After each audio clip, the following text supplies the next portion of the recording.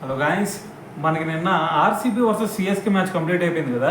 అయితే ఈ మ్యాచ్ చూసుకుంటే మనకి ఎంఎస్ ధోని 12 రన్స్ కొట్టాడు, అది కూడా 8 బాల్స్లో. అయితే ఈ 12 రన్స్లో కూడా మీరు చూసుకుంటే ఒక 6 అయితే కొట్టాడు భువనేశ్వర్ కుమార్ ఓవర్లో. అయితే మరి ఈ 6తో ఒక రికార్డ్ని అయితే క్రియేట్ చేయడం జరిగింది. అదేంటంటే మనకి ఇప్పటి వరకు ఐపీఎల్ సీజన్లో చూసుకుంటే ఒక ప్లేయరు ఒక టీం మీద 50+ సిక్సెస్ కొట్టిన బ్యాట్స్మెన్స్ ఎవరన్నా ఉన్నారు అంటే మనకి క్రిస్ గేల్, దాని తర్వాత రోహిత్ శర్మ మాత్రమే కనిపిస్తారు ఇప్పటి వరకు.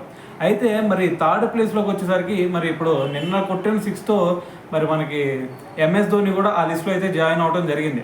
అయితే మరి ఓవరాల్గా చూసుకుంటే ఇప్పటి వరకు మరి క్రిస్ గేల్ సంగతి కనుక ఒకసారి మనం చూసుకుంటే మరి క్రిస్ గేల్ మనకి పంజాబ్ కింగ్స్ మీద ఇప్పటి వరకు 61 సిక్సెస్ అయితే కొడడం జరిగింది.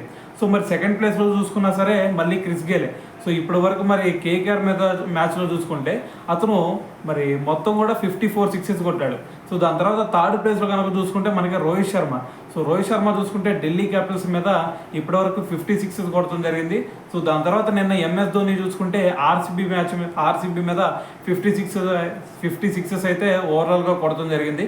సో మరి 50 పైన సిక్స్లు కొట్టిన బ్యాట్స్మెన్స్ ఎవరన్నా ఉన్నారంటే ఒక టీం మీద సో వీళ్ళు ముగ్గురు అనే చెప్పాలా. సో దాని తర్వాత ఓవరాల్గా ఐపీఎల్లో చూసుకుంటే మీకు టాప్ 4 ప్లేసెస్ చూసుకుంటే ఫస్ట్ ప్లేస్ క్రిస్ గేల్ ఉన్నాడు, సెకండ్ ప్లేస్లో వచ్చేసరికి రోహిత్ శర్మ, థర్డ్ ప్లేస్లో వచ్చేసరికి విరాట్ కోహ్లీ, ఫోర్త్ ప్లేస్లో వచ్చేసరికి మనకి ఎంఎస్ ధోని అయితే ఉండటం జరిగింది. సో ఏదేమైనా సరే మరి ఎంఎస్ ధోని క్రియేట్ చేసిన ఈ రికార్డు గురించి మరి మీరేమనుకుంటున్నారు అనేది కింద కామెంట్ చేయండి.